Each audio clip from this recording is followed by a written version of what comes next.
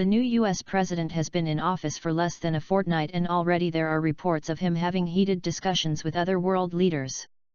Trump reportedly hung up on Australian Prime Minister Malcolm Turnbull after a debate about a refugee deal the country made with President Obama, according to The Washington Post.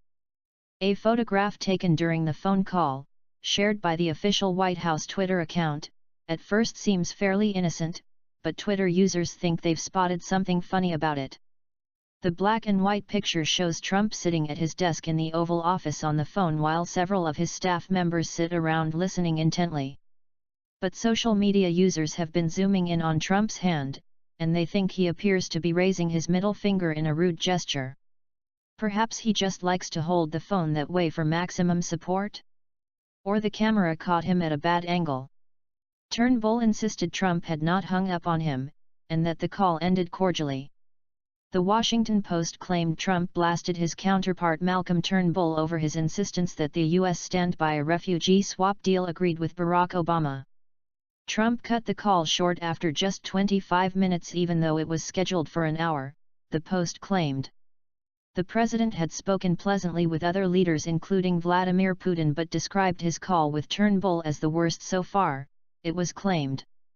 The report has sparked blanket media coverage in Australia where Turnbull leads with a thin majority.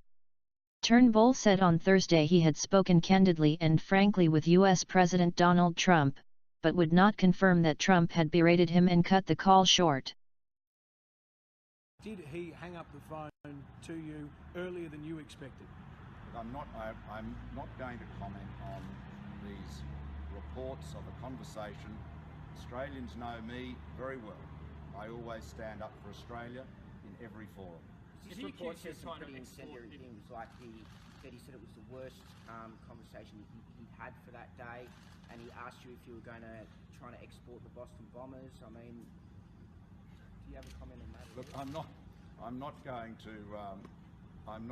to comment on a conversation between myself and the President of the United States, other than what we have said publicly, and you can surely understand the reasons for that. I appreciate your interest, but it's better that these conversations are conducted candidly, frankly, privately. If